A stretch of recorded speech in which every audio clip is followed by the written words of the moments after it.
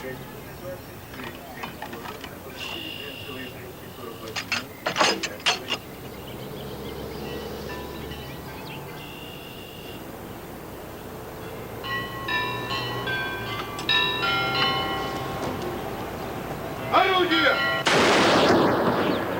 in.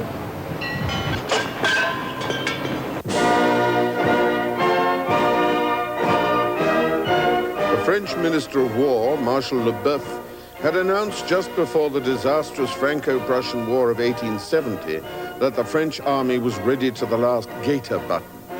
Others were now equally determined to be ready in case anyone should find a way of breaking the monotony of peace. Russia had gaiter buttons by the thousands, but not much ammunition. The Germans had large stocks of both, thanks to their traditional industry and the fact that God spoke only German with no second language. Gott mit uns. Bravo. The folly of empire had reached its apogee.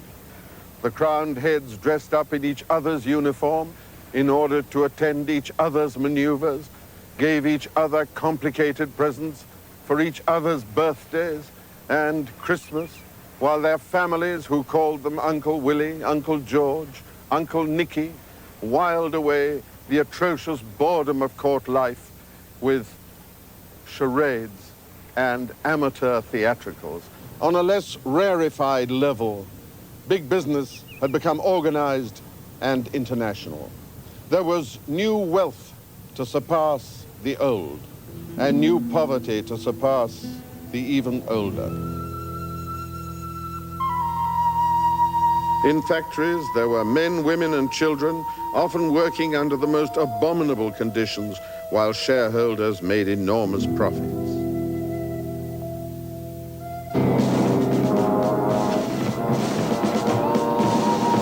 Opportunity presented itself. The Archduke Franz Ferdinand of Austria was assassinated in Sarajevo by a Serbian student. Ultimata flew around Europe. Everyone mobilized. There was a general delirium of patriotic fervor. But what had started as a war of movement, as in the good old days, became bogged down in a sea of mud. The Russians drew on their almost endless resources of manpower to make up for deficiencies in ordnance and in supply.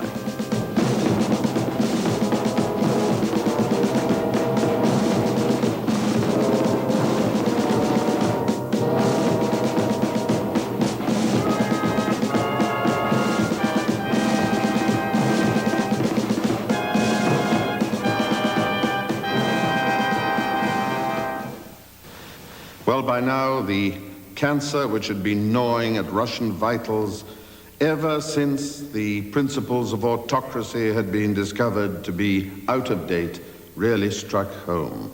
The reasons for this were not merely the enormous sacrifices of the Russians at the front. It was also due to the depressing silliness of the Tsar's entourage. It was the Tsarina and, of course, Rasputin who governed between them. An example of their brilliance was the dismissal of the Prime Minister Stürmer. The reason for his dismissal, with a German name, well, he couldn't well avoid having German sentiments, could he? And there was the case of the apple. Encouraged by Rasputin, an apple was blessed by a centenarian abbess in a convent. It was supposed to have magic properties, and if only the Tsar would eat this apple at the front, everything would go better with the empire. The Tsarina's journals are full of references to this confounded apple. Has it been eaten yet? Oh, my darling, I've not yet heard. Have you eaten the apple? At last the news comes. The Tsar has received the apple brought by Cossack and devoutly eaten it. But as in the Garden of Eden, didn't make that much difference. It only made things much, much worse. More home movies from the Tsar, showing that morale was high on the home front, although there was now a shortage of ball boys at tournament time.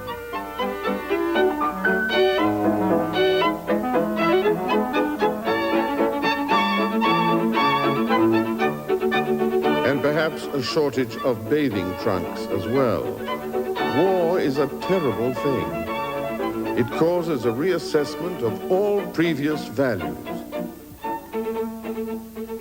The Tsar, returning to the realities of the day, determined on another course of action. He dismissed the surprisingly efficient Grand Duke Nicholas, who had been commander-in-chief, and the Tsar took over as commander-in-chief himself. A worse decision could not have been made, even by the Tsar.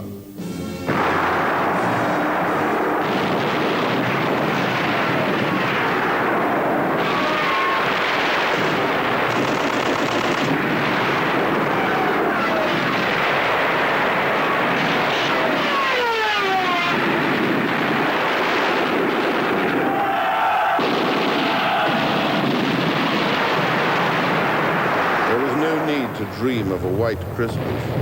It was on them yet again, the freezing survivors, with only one consolation to keep their spirits up. The enemy was freezing too. It was too cold to do anything but eat and sing carols, and listen to carols too from over the hill. The Duma pleaded for a truly national government, representative of all shades of opinion. The result of this was that those ministers who were in favor of such a move were summarily dismissed. Relatives and foreign diplomats pleaded with the Tsar to pay attention to what was happening, and that there was a very real risk of revolution if the needs of the nation were not heeded. Highly respectable people began to agitate, even to plot. General Krimov started talking about the need for a palace revolution as long ago as 1916, and even the highly successful and energetic General Brusilov seems to have been party to the conspiracy even when he was leading his troops at the front. But the revolution couldn't wait for the generals to make up their minds. They found other leaders: hunger and basic human needs. Several bakers' shops were looted. The police concentrated their efforts on keeping the crowds out of the center of the city. But the milling mob turned ugly. They were joined by groups of students, and once students were involved, there were bound to be at least isolated threats against the autocracy.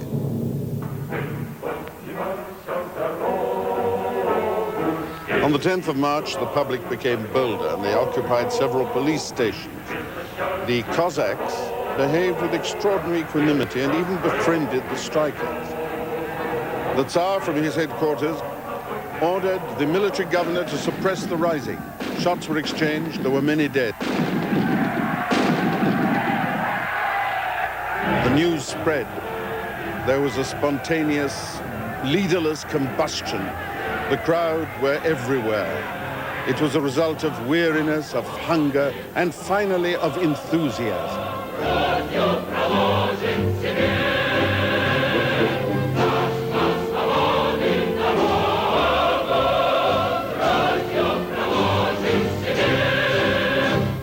The Tsar was reduced to sending troops from the front who were unaware of the situation in the capital to try and put down the uprising. Meanwhile, the government continued to pretend to rule as if nothing had happened, ostrich-like. At first from the Winter Palace, then they moved to the Admiralty, and finally they went underground, where they were arrested one by one.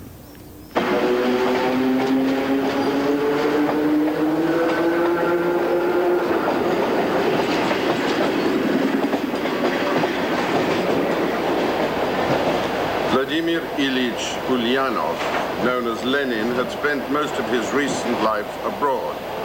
When the first revolution broke out, he was in Switzerland, and he immediately applied to return to Russia through England. But Britain thought it was against her interest to let him go, so he then decided to go back through Germany itself. Of course, for Lenin, Germany was no more of an enemy than Britain or France, or indeed Russia, and by the same token, no more of a friend. He had stated as early as November the 1st, 1914, that this was an imperialist conflict in which all parties engaged in it were equally guilty. But now he wished to return because since the avalanche had begun of its own accord, he wanted a word in the direction it was going to take.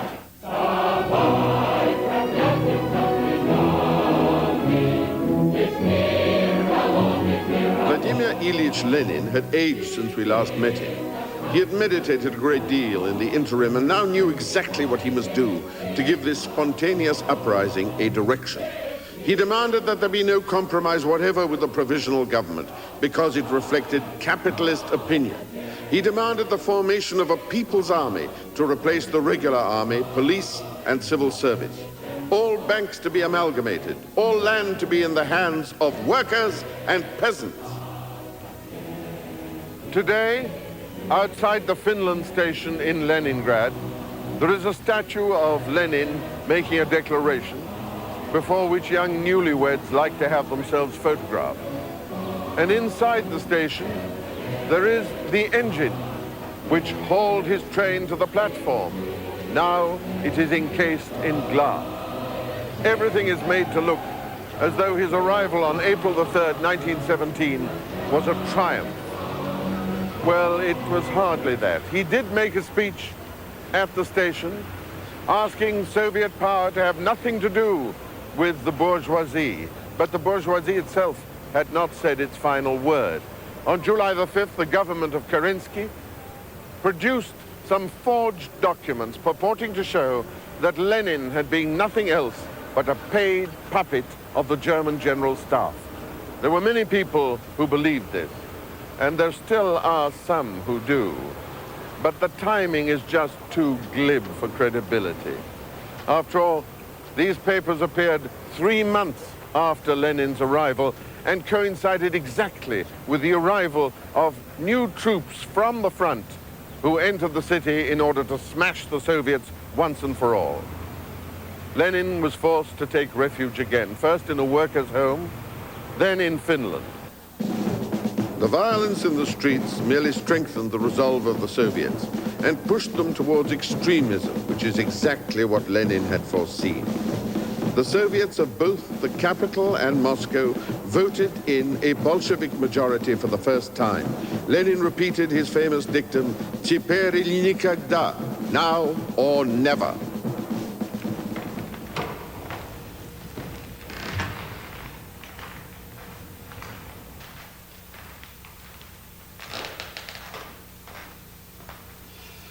And on the 27th of October, Lenin, after over 3 months in hiding, reappeared. And in this simple room in the Smolny Institute, which was once a finishing school for the daughters of the nobility, he took over the direction of the Second Congress of the Soviets. Well, if things changed at the top, they hadn't changed much anywhere else. The Germans and the Austrians were still in the field, and in places they were advancing. There was utter chaos in the country. The burning of country houses and the murder of landed gentry were the order of the day. Then the Germans appeared in Estonia. They occupied the island of Ösel. They threatened the very approaches to the capital.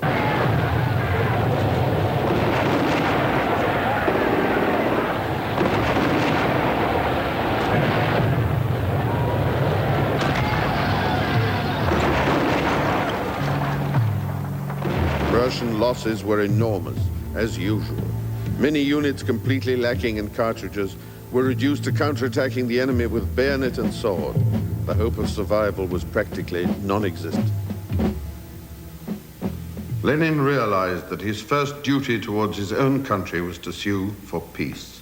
However degrading, however humiliating this might turn out to be, Russia was just in no condition to continue the struggle. And the struggle was not one of which Lenin approved in any case. The time now seemed ripe to the Allies for a military intervention in Russia. It was time they felt that these rowdy amateurs in Moscow be taught a lesson that you just can't improvise the running of an empire, nor can you be allowed to get away with reneging on your treaty arrangements and giving up fighting the common foe.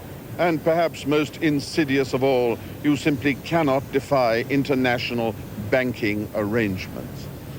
Well, the British landed in the White Sea at Murmansk, and by August the 2nd, they had taken Archangel, they had formed a provisional government and unseated the local Soviet. At the same time, the Japanese disembarked at Vladivostok with an entire division. British and French contingents were there too, as well as 2 whole American regiments coming from their base in the Philippines.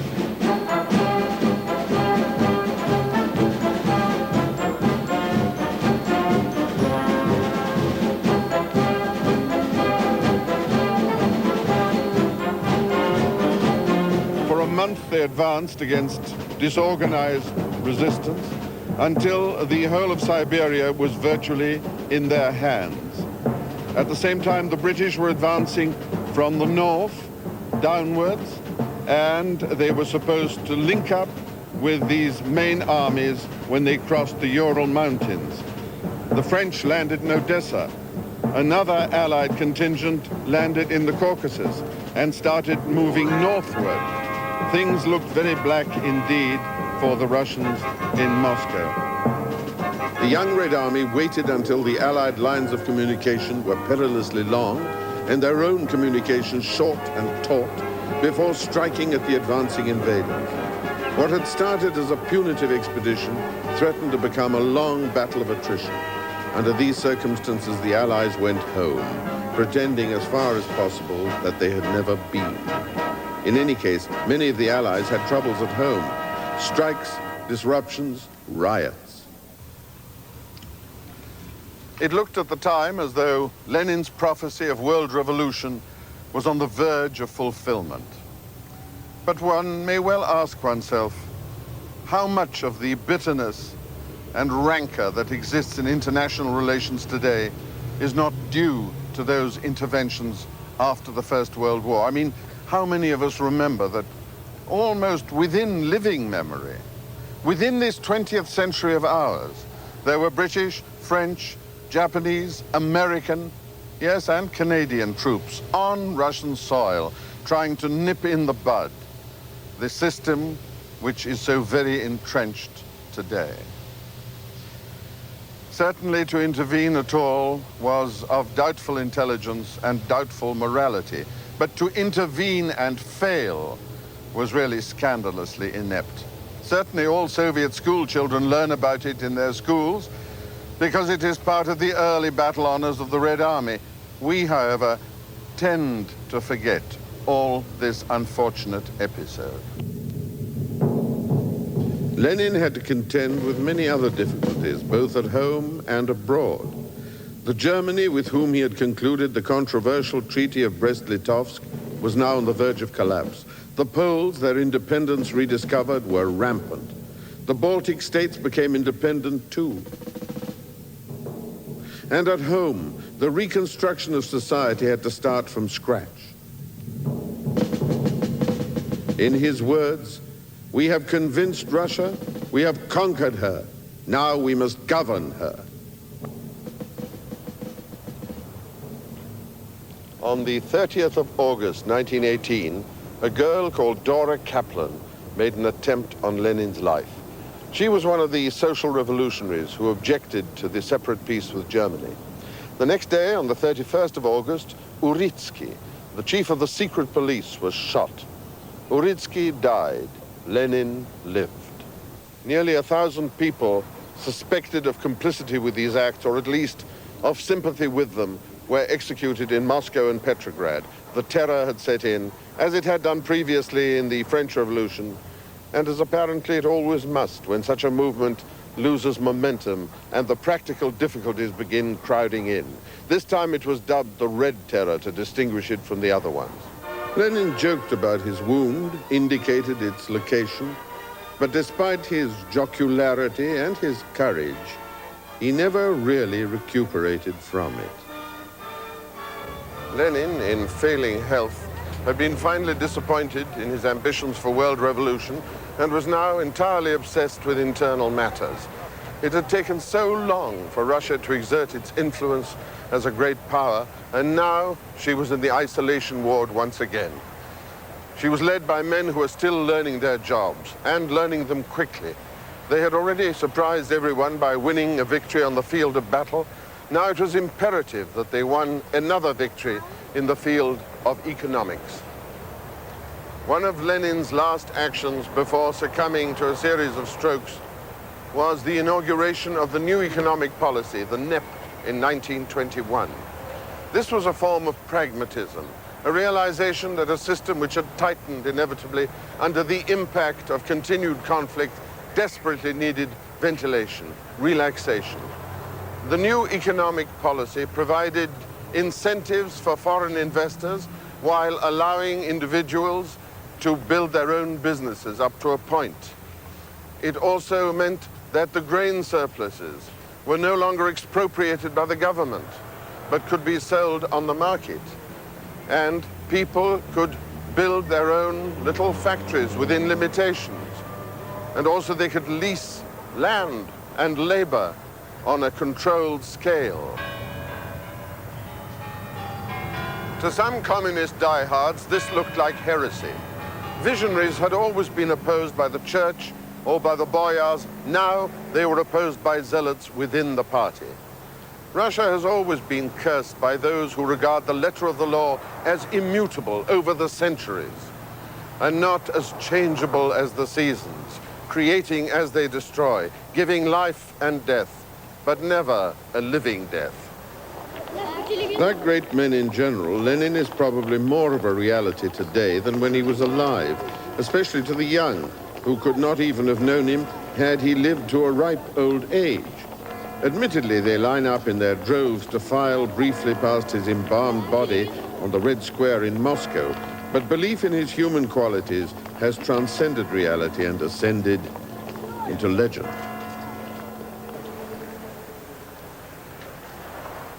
To some, it may have seemed that the revolution had changed everything. To others, that it had merely changed the window dressing, but that the produce in the shop was very much the same as before. Well, this is the penalty of size. Smaller countries, conscious and jealous of their identities, know very well what goes on in their neighbor's land.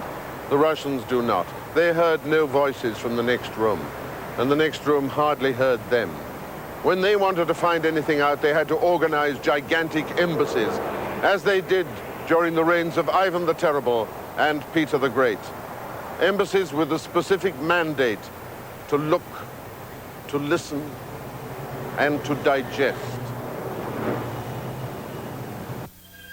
Even before Lenin's death, Stalin was aiming quietly at the party leadership.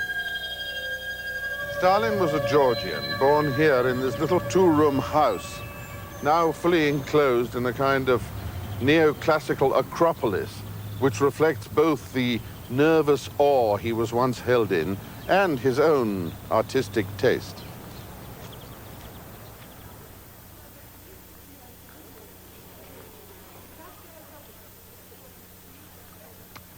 Stalin was intended for the priesthood.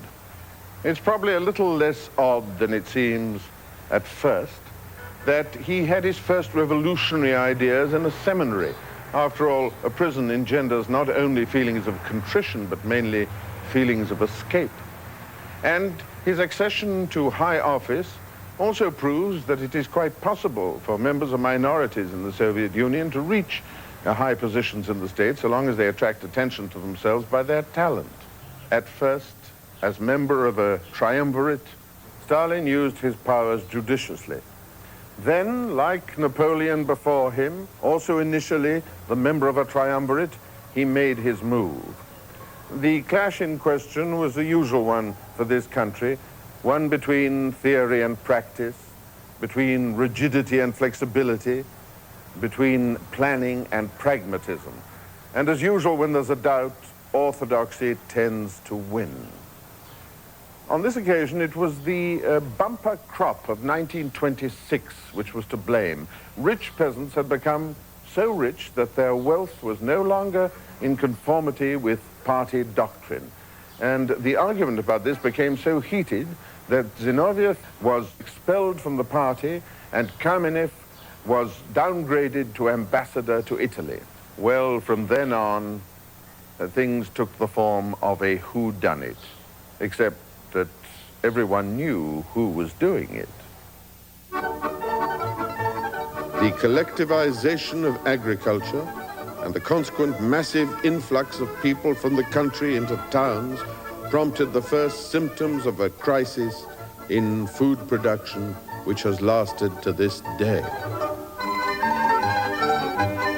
Whereas in 1928, nearly all peasants were individual farmers on small holdings, under 3% of Russian agriculture was represented by collective farms. By 1934, they represented 86.5%, with individual holdings reduced to 13.5%. It was as though the land and those who worked it had become a huge industrial complex, a denial of those simple yet eloquent emotions which bind men and women to the soil they know and work. These bald statistics disguise untold miseries and brutalities. Evictions, expulsions, to say nothing of the shooting.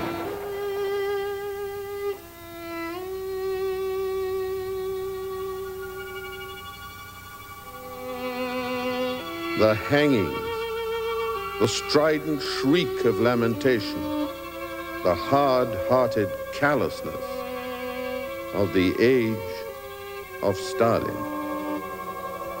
Of all the leading figures of the post-Lenin period, only one died in his bed, Stalin. And yet, despite all the terrors of his reign, the trials, the recantations, the endlessly bursting pustule of paranoia, the grayness, the grimness, Stalin was eventually associated with the imperatives of victory in battle. He earned his immortality by being in the right place at the right time in history. And like the handful of other basically repellent but endlessly fascinating people in Russia's history, an acceptance of his uncouth and callous character seemed at the time to be a condition of a people's remarkable triumph over adversity. Yet is it not curious that the three most virulent dictators in the last 200 years have all been members of minorities, coming from more felicitous and easygoing countries south of the great lands they were destined to lead? Napoleon the Corsican, Hitler the Austrian, Stalin the Georgian.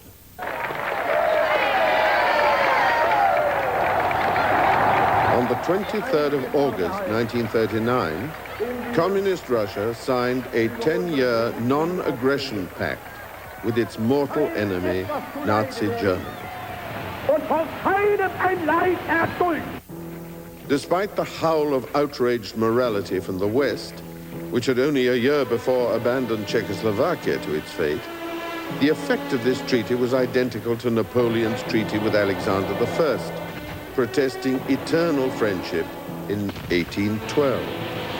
Within 2 years, the Germans attacked Russia, taking millions of prisoners and pushing to the very gates of Moscow and of Leningrad.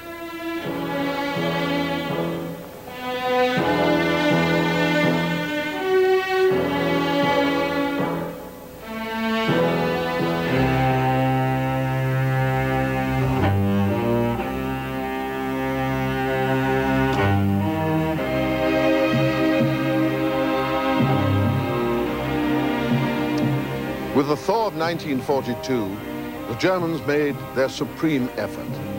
It was aimed at the south, at oil, at wheat. Rostov fell, the Don was crossed, the Germans arrived at the very gates of Georgia. Further to the north, they arrived at the Volga in August, at the city of Stalingrad. The name of the place itself seemed to hypnotize Hitler, and he threw large forces into its capture. The Russians also realized its strategic and symbolic value, and they fought with the Germans from street to street, from house to house, from room to room, as is evidenced by these bitterly contested ruins.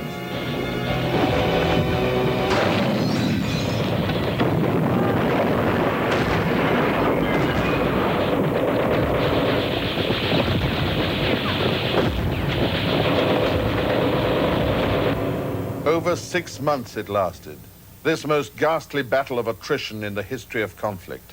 And Hitler, like a deranged gambler, committing all of his dwindling capital onto the same losing chip, while the Russians under their General Chuikov weathered the storm. Then General Winter obligingly intervened. The bleeding city lay wrapped in its bandages of snow. But this was not to be a winter of relative inactivity. The Germans put all they had into one supreme effort with the illusion of finality. The Russians managed to temporize on the one hand while training fresh armies on the other. There was not much science left in the deepening snow, just punch-drunk slogging. Then, on the 19th of November, the Russians mounted a huge counterattack using unprecedented numbers of artillery pieces and Katyusha rockets.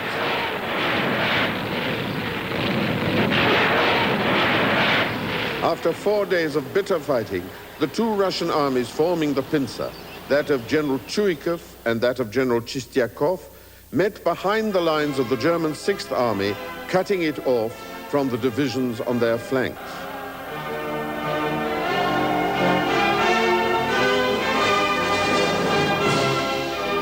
It was the first large-scale Russian initiative of the war, and it was successful.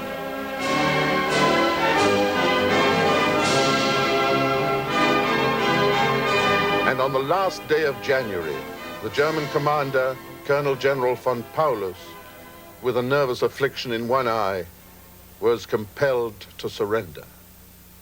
Hitler promoted him to the rank of Field Marshal as a consolation, in a gesture of Wagnerian morbidity. There can have been few with the spirit to congratulate him on his promotion. Mamayev Hill in Stalingrad, now called Volgograd. The immense statue of victory stands still on its high place, but the continuously scudding clouds give her an illusion of movement and of life. Overstated it may seem, but how can one overstate the tenacity and the sacrifice of those who made such victory possible? The eternal flame burns in memory of those who gave what was most precious for the common cause, and the endless line of pilgrims testify to the solemn gratitude of a nation.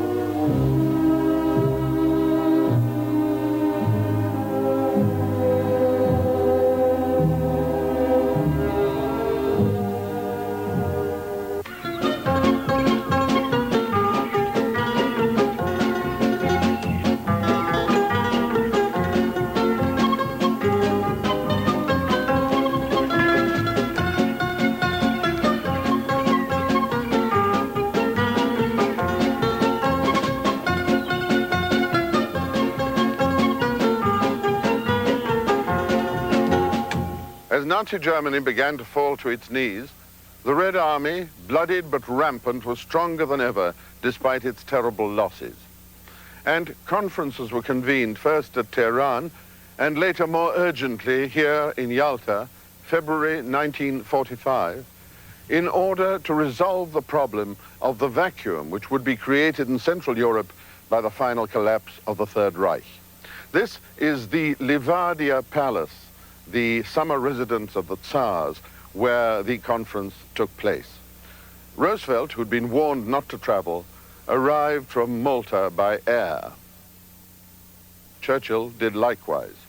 Stalin, who disliked flying, arrived from Moscow by train.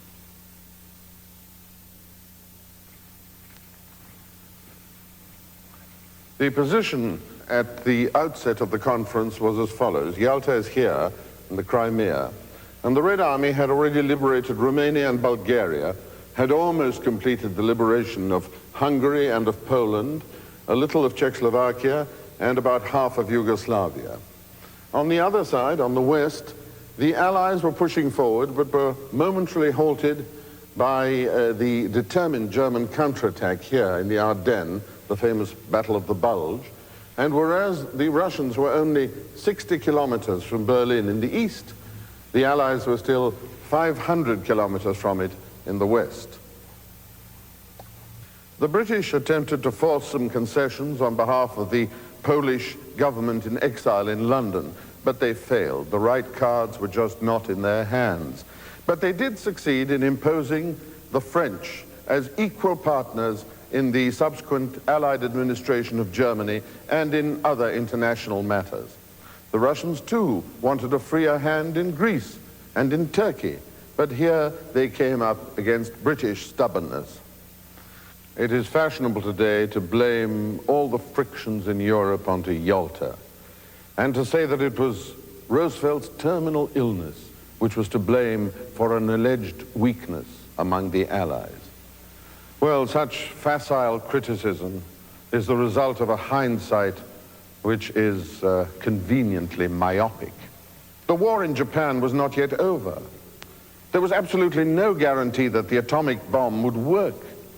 It might have been just another dangerous but deceptive toy like Hitler's last rockets or the first jet engine. The General Staff of the Allies estimated that another 18 months, failing a miracle, would be needed in order to end the war with Japan, at the cost of another 1 million American and Commonwealth casualties. They desperately needed Stalin's help to end the war in the East. Stalin by now needed the help of no one, but he agreed. He agreed to enter the fray not more than 3 months after the end of hostilities in Europe. And he kept his word. But of course it didn't matter, because the miracle did work, with results which we all know today, cataclysmic possibilities for us all. And this is where they argued out the final details. Churchill over there, Roosevelt here, Stalin here.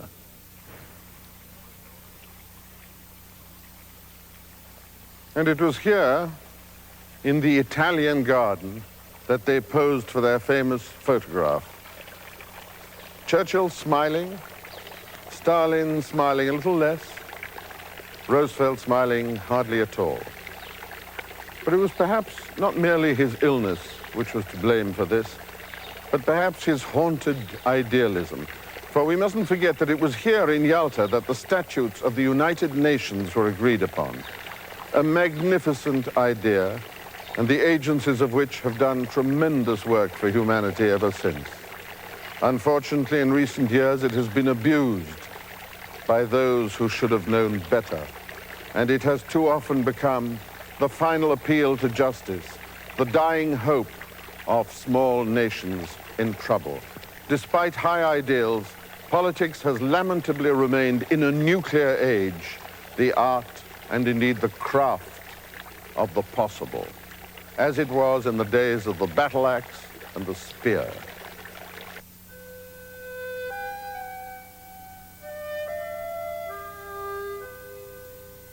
It is human to forget things which are unpleasant. And yet there are some places which still bear the scars of man's depravity. And here in the evening, in this quiet glade in Babi Yar, in the city of Kiev, it takes on a mantle of sadness and contemplation, despite the traffic, despite the business of the present day. And it is because it was here, symbolized by this monument, both passionate and restrained, that saw the gratuitous murder of a large number of Jews and of prisoners of war. The exact figures are not known, but the estimates are between 150 and 250,000.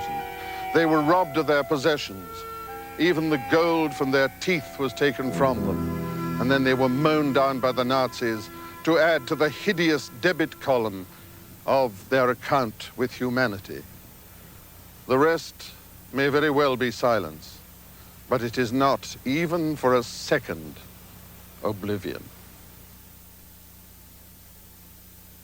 One can never be sure of immortality among the living, but the Russian poet Yevtushenko must already have staked a claim to it with his poem, Babi Yar. Над Бабьим Яром Шелест диких трав, деревья смотрят грозно, по-судейски.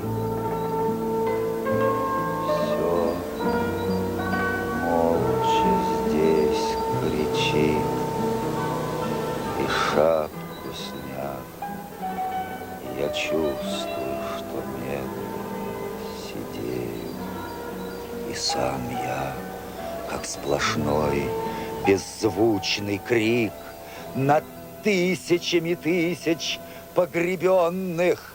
Я, каждый здесь расстрелянный старик. Я, каждый здесь расстрелянный ребенок. Ничто во мне про это не забудет. Интернационал пусть прогремит, когда навеки похоронен будет последний на земле антисемит. Еврейской крови нет в крови моей, но ненавистен злобой заскорузлой я всем антисемитам, как еврей. И потому я настоящий русский.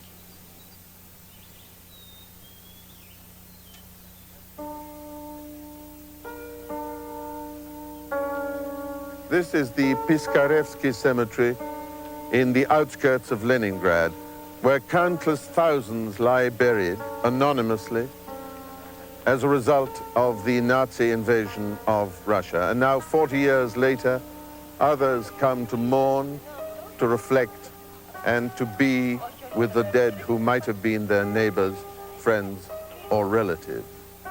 It's in a place like this, more than anywhere else, that I personally have no fear of Russia, because I do not understand how, in the light of her past, she can have anything but the gravest misgivings about the intentions of other countries, and therefore that her attitude is largely what it has been before, which is defensive. Napoleon started the first concentrated attack on Russia in modern history in 1812 with an army full of disparate and even lukewarm elements, but they still outnumbered the Russians between 2 and 3 to 1. The Americans were absolutely outraged by this attack, as evidence the Boston Gazette of the 3rd of December, 1812. The unprovoked attack upon Russia is nothing but a disguised attack upon ourselves. The wretches who seek to tarnish Russian prestige in the eyes of honest citizens deserve opprobrium and public condemnation for the renegades and spies they are. Strong, patriotic, pro-Russian stuff.